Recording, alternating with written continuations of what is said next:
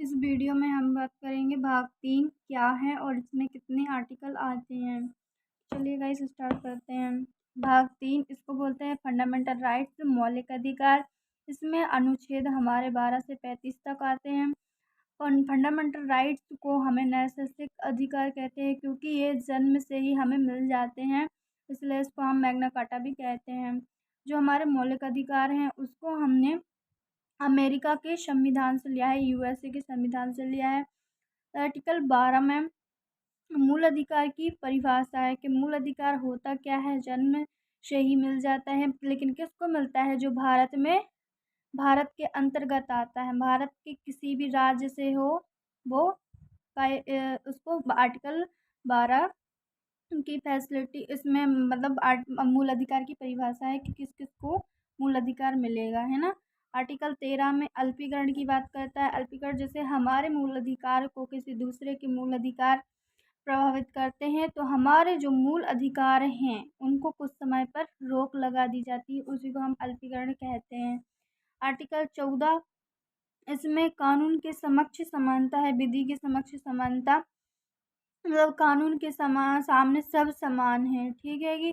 और ये व्यवस्था कहाँ से ली गई हैगी? ब्रिटेन से, ठीक है। कानून के समान संरक्षण, संरक्षण मीन्स सुरक्षा की बात करता है। समान संरक्षण की व्यवस्था ये हमने अमेरिका के संविधान से ली है, अमेरिका से ली है ये व्यवस्था, है ना। और इसी के अंतर्गत आर्टिकल 14 के अंतर्गत कानून के समान समक्ष समानता में राष्ट्रपति जो है वो आर्टिकल 72 के तहत अपनी सज़ा को माफ़ कर सकता है और राज्यपाल 161 के तहत अपनी सज़ा को माफ़ कर सकता है ना। तो इसमें ये आर्टिकल जो 14 है ये बहुत ही आईएमपी हो जाता है। आर्टिकल 15 इसमें बात का है कि सरकार एंड पब्लिक सरकारी स्थान पर धर्म, जाति, वंश, लिंग, जन्म स्थान पर भेदभाव नहीं कर सकते, है ना। तो सरकारी स्थान जो भी गवर्नमेंट स्कूल हो गए, कॉलेज हो गए, ऐसा सरकारी सेक्टर कोई भी हो गया, तो वहाँ पे धर्म, जाति, वंश, लिंग, जन्म स्थान के आधार पर उसमें से भेदभाव नहीं किया जाएगा। लेकिन पॉजिटिव को लेकर चले तो उसमें आरक्षण दिया जाता है। जैसे एग्जाम्पल, आप इस लेवल पर हो, ठीक है, और कोई दूसरा बंदा इस लेवल पे है, तो उसको क्या दिया जाएगा? आरक्षण दिया जाएगा, ताकि उसकी हाइट भी आपके बराबर हो जाए, है ना, समान हो जाए, इसीलिए आरक्षण दिया जाता है। और ये आरक्षण 50 साल तक खत्म नहीं होगा। आर्टिकल 16 की बात करें तो इसमें लोक नियोजन की समानता है, मतलब नौकरी में समानता।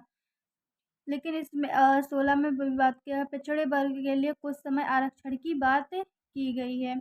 और आर्टिकल 17 में आश्वत छुआछूत का अंत है। जैसे गांव के लोग हैं तो वहाँ बहुत ज़्यादा छुआछूत चलता है, कि शहर में तो कम ही चलता है लेकिन गांव में बहुत ज़्यादा चलता है। तो आस्पदा छुआछूत का अंत आर्टिकल 17 में है, ये आईएमपी है। और आर्टिकल 18 में उपाधियों का अंत है। उपाधि मतलब जैसे आप महाराज की उपाधि नहीं रख सकते, सर की उपाधि, नाइटहुड, राय बहादुर, विदेशी की उपाधि इस नहीं रख सकते, इनका अंत है, ठीक है। लेकिन वही बात करते हैं हम, नेशनल अवार्ड हम रख सकते हैं लेकिन उसमें सरनेम नहीं होना चाहिए हमारा, है ना। और एजुकेशन एंड रैंक को हम रख सकते हैं। अब हम रिकॉल कर ले कि हमने क्या पढ़ा। तो भाग 3 हमने कंप्लीट कर लिया है। भाग 3 में हमारे मौलिक अधिकार हैं।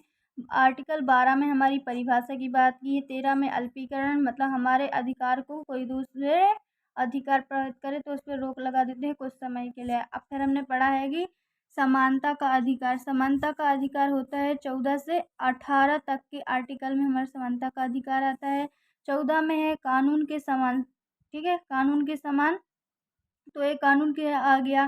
धर्म, जाति, लिंग, इस पे भेदभाव नहीं करेंगे, इसमें समानता है। नौकरी में समानता, अस्पृश्यता मतलब छुआछूत का अंत, मतलब सभी समान हैं।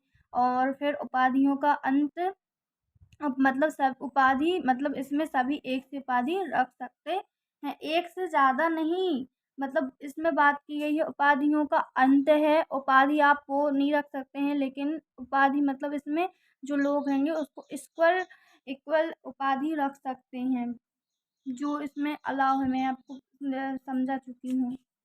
वीडियो अच्छा लगा हो तो आप कमेंट करें और शेयर करें।